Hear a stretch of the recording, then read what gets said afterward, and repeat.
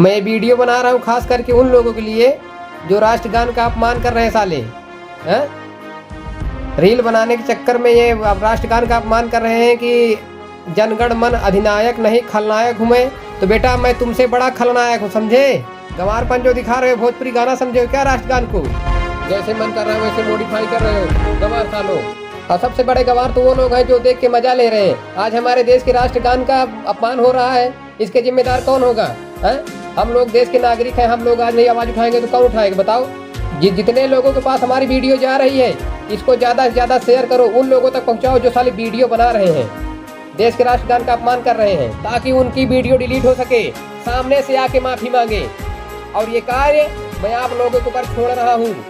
Video एकदम दबा के शेयर करो। जय हिंद, जय भारत।